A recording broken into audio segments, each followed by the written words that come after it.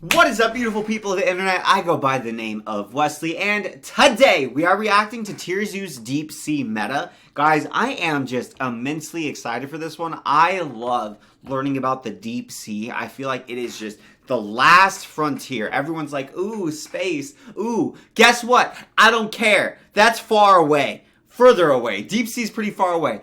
There's most of the deep sea we haven't even explored. The Kraken could be down there. Cthulhu could be down there. Who knows? We probably know the least about this meta out of anywhere. I mean, assuming that there's not like gonna be a TierZoo Mars meta after Elon gets us there in like 40 years, which there might be. I don't know. I'm just saying, of the known servers, Deep Sea is the one we know the least about, which paradoxically means I am the most interested in it. That being said, subscribe for more reactions, guys. Please comment down other TierZoo videos you want to see me react to, or other videos in general. Let's get it.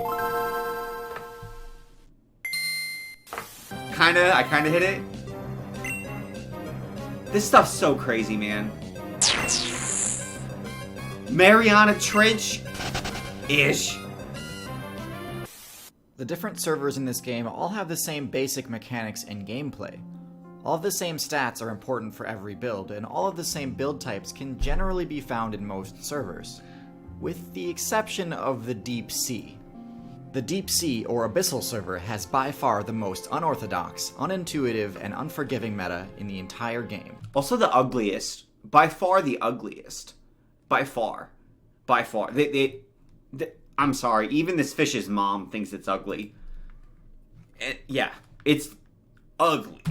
Sure, some other servers may have an extremely weird day-night cycle, or constant damage dealt by the overworld, or a really unbalanced meta, where how good your build is gets defined by how well it can play around the top build. But nothing comes close to how different the Abyssal server is. It's so different that I actually can't even make a traditional tier list for it. Really? Why? Well, because nobody knows what the meta really looks like down there. While data miners have managed to collect a few Twitch clips and screenshots, for the most part the Abyss is still a mystery. Clips. And this is because it's the only server in the game that's region locked. The pressure setting on this server is so high that it will easily one-shot any player trying to get into the Abyss. Conversely, the only way the Abyssal player base can survive there is by speccing into extremely high internal pressure to counter it. Oh. But that means if they try to leave, they explode. Although there's not really any way to make a tier list for the Abyss, I can still discuss the strategies that are popular in the meta, and which abilities give you the best chance of success. You can pretty much just forget that the stealth stat even exists. Really? There's no reason to waste any points on camouflage, because there's no light down there. No one can This see is why anything. every player there is just pale. Aesthetics, palette swaps, camouflage, all total wastes of evolution points. Just imagine, I mean, like, I know we're all playing a game right now where we're talking about real life like it's a video game, but imagine if it was a video game. This sounds like the worst game ever. I guess, like, in some weird way, if you could have a system where you're hooked in and all of your senses are being stimulated by the game, it might not be quite as bad. But for humans, I mean, I would argue our visual sense is our strongest sense. And if you were playing in the Abyssal server, like, what kind of psychopath would choose to play in the Abyss? You can't see anything, so you're relegated to just using your other senses, like smell, hear, and touch. I guess, like, maybe if you could hack into the game and it, like, changes your perception so that if you were a bat, you could see with sonar, that might work. But if you're just a human playing a game, that would be hell, right? That would be hell. You couldn't see anything. You'd just be clawing around, hoping you don't get killed. I think I'd honestly... That sounds like torture. That sounds like worse torture than waterboarding. Now, when I said there's no light, that isn't entirely true. That's beautiful. There's no ambient light, but perhaps one of the most important abilities to learn how to use is bioluminescence. Phosphorescent. Over 90% of the player base uses this move, so mastering it is key to carving out a niche for yourself. The jellyfish are One of the most common pretty. mistakes new players make is assuming that the best use of bioluminescence is to see. Make no mistake, trying to use bioluminescence as a flashlight in order to spot other players is easily the worst use of this ability. Frickin' noobs. Bioluminescence won't help you find other players, but it will help other players find you. and so you need to be very careful about how you use this ability. This seems like a horror Otherwise, game. you might end up giving your position away to an enemy player. This server is a horror The best game. uses for this Markiplier. You know who would play on this level? Markiplier. And he would make a YouTube video that got 10 million hits playing. ability are to communicate and to bait. Communicate? Communication is pretty self-explanatory. You can use bioluminescence to talk to other players, signaling danger or finding other players to party up with. What the hell? But perhaps the more infamous use of bioluminescence is as bait. Both viperfish and anglerfish are both prime examples of this, using their glow to attract other players looking for a free win. Both are severely lacking in mobility and rely on their trap in order to get their targets within the striking range, but make up for it with their ridiculously high damage bite attack. This can be a double-edged sword though, since if a more powerful player is nearby, you're still giving away your location. A few other niche uses can be to use light as a distraction, almost like throwing a flashbang or flare, somewhat similar to the octopus's smokescreen ability. The other most important thing to know about the Abyss meta is how to survive in a server centered not around plants and herbivores, but around scavengers. Wow. Without light, no loot actually spawns down there, at least not in the form of plants. Luckily, there's no better area in the game to be a scavenger, because every elimination from the open ocean server leaves behind loot that falls to the abyssal seafloor. When a whale... It's like the Israelites when they were wandering in the desert and God would rain manna every night. That's the deep sea server all the time. You're just kind of hanging out waiting for God or the orcas to rain down, or the sharks to rain down little clumps of fish. This sounds awful.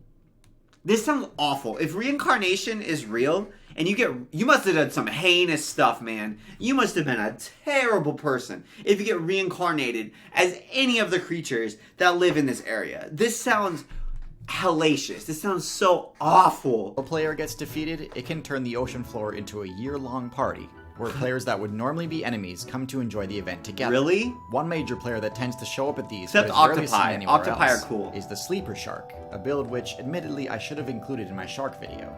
Sleeper sharks have the lowest mobility of any shark, instead having chosen to put their points into resistances, like pressure resistance, acid resistance, and temperature Why resistance. acid resistance? And unlike certain other extremophiles, these perks actually come in handy at the bottom of the ocean, especially near vents and volcanoes. Apparently this build has a great matchup against the colossal squid, but because neither the colossal squid nor sleeper shark have ever attended a major tournament, most players, myself included, have yet to see how on earth sleeper sharks can win that matchup.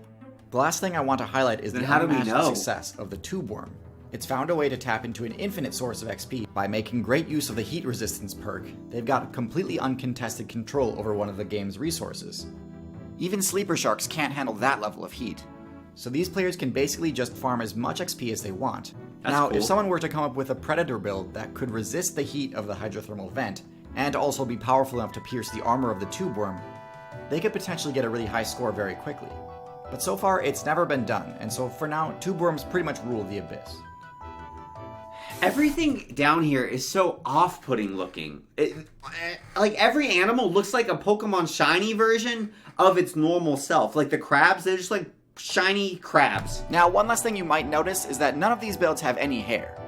Is this because mammals can't really survive in the Abyss? Maybe. But it's also possible that the abyssal community happens to be huge fans of Dollar Shave Club. Dollar Shave Club has everything you need to help you look and feel your best. Look at that brain deal. Brought it back, baby. Razor. Dollar offered me some new tricks with After Effects that I used in this video. Thanks for... That is so funny. That is so funny. What a great integration? What a great ad integration. Guys, can you think of a scarier server? I cannot think of a scarier server. This is like the Five Nights at Freddy's of the Earth game, for real. These fish are so scary looking, man. They are just the stuff of nightmares. Like, I have nightmares where I can't see. That's my most reoccurring nightmare. So I can only imagine what it would be like down there, dude. I would be just horrified. That being said, thank you guys so much for watching. I am Wesley. If you guys want to see more TierZoo reactions or more reactions in general, make sure you subscribe down below. And please comment down below other TierZoo videos or just other videos in general you want to see me do a reaction to. That being said, I hope you guys have a gorgeous day. Take care of yourself. I'm Wesley, and I am